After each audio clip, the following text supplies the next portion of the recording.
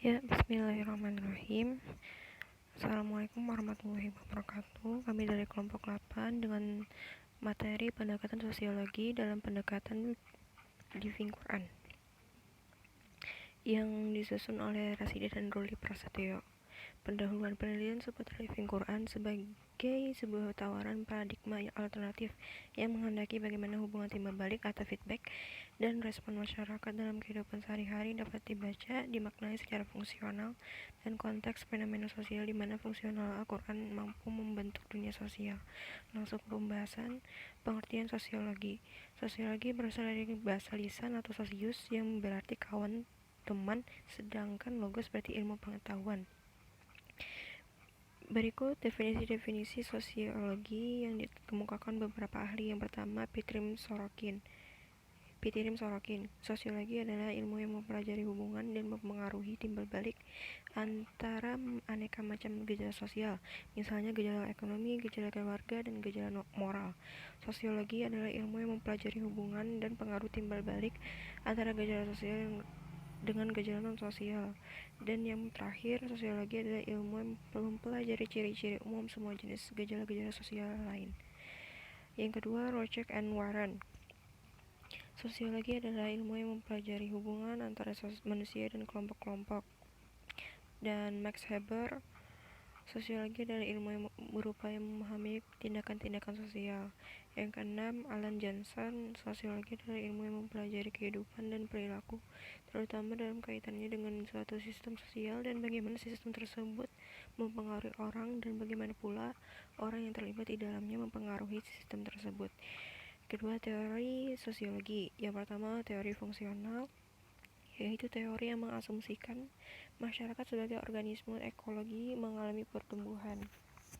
Yang kedua, teori interaksional, yaitu mengasumsikan dalam masyarakat pasti ada hubungan antara masyarakat dengan individu dengan individu lain.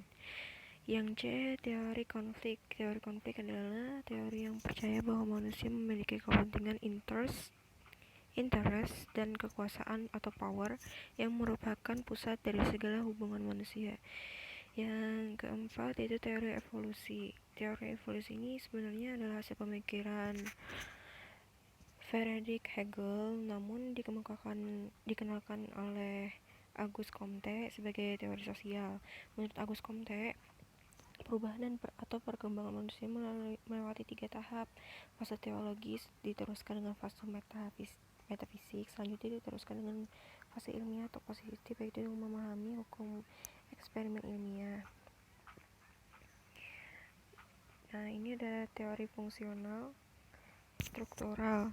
Teori ini lahir tahun 1930, dikembangkan Robert Merton dan Talcott Parsons. Teori ini memandang bagaimana masyarakat sebagai sistem yang terdiri atas bagian yang saling berkaitan, yaitu agama, pendidikan, struktur politik, dan lain-lain. Dan yang kedua, teori modernisasi. Modernisasi dianggap sebagai jalan menuju perubahan. Proses modernisasi adalah revolusioner, kompleks, sistematik, global, bertahap, dan progresif. Yang ketiga, teori sumber daya manusia. Yang keempat, teori konflik, yang konflik ini tadi ya. Dan kelima, teori ketergantungan. Teori ini menekankan pada hubungan masyarakat, misalnya masalah struktur sosial, kultural, ekonomi, dan politik. Yang keenam adalah teori pembebasan. Asumsi teori ini adalah bagaimana masyarakat berada dalam keadaan terbelakang karena tertindas oleh pemegang kekuasaan dalam masyarakat mereka sendiri. Dan untuk pembahasan ketiga akan dilanjutkan oleh rekan saya, Ruli Prasetyo.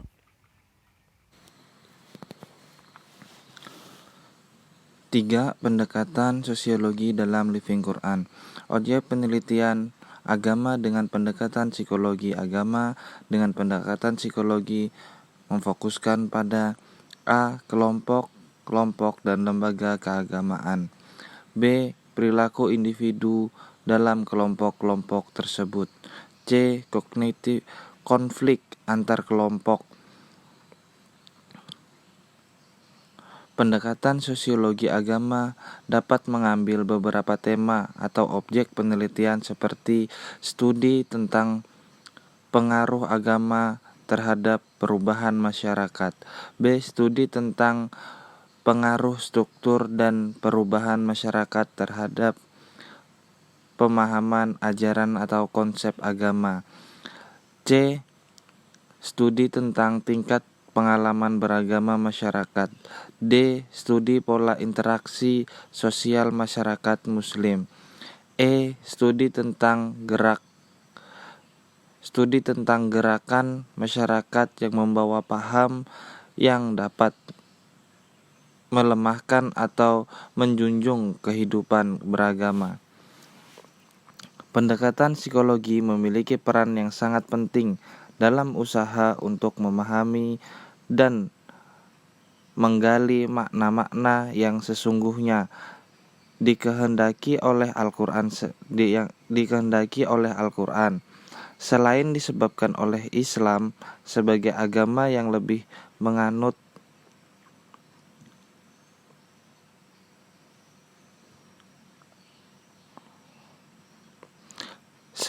sebagai agama yang lebih mengutamakan hal-hal yang berbau sosial daripada individu, yang terbukti dengan banyaknya ayat Bil Quran dan hadis yang berkenan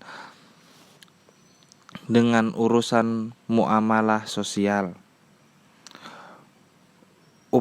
Upaya tentang penelitian Living Quran dengan akar pendekatan sosial adalah semata-mata tidak untuk mencari kebenaran positivistik yang selalu melihat konteks, tetapi semata-mata melakukan pembacaan objektif terhadap fenomena keagamaan yang menyangkut langsung dengan Al-Quran.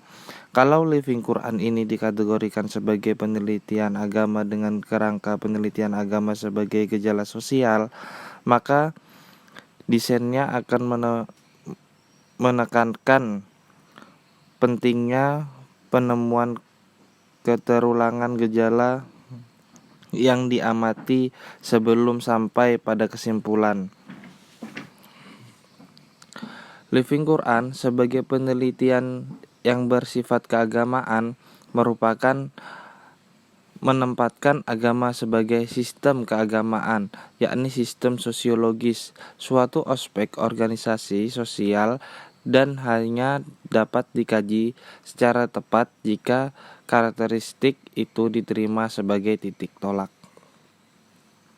Dalam penelitian model Living Quran, yang dicari bukan kebenaran agama lewat Al-Quran atau bersifat menghakimi sekelompok agama tertentu dalam Islam, tetapi lebih mengedepankan penelitian tentang tradisi yang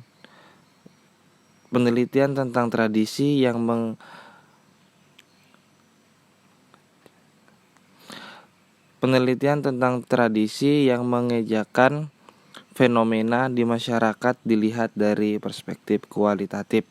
Meskipun Al-Quran terkadang dijadikan sebagai simbol keyakinan yang dihayati, yang kemudian diekspresikan dalam perilaku keagamaan, maka dalam Living Quran ini diharapkan dapat menemukan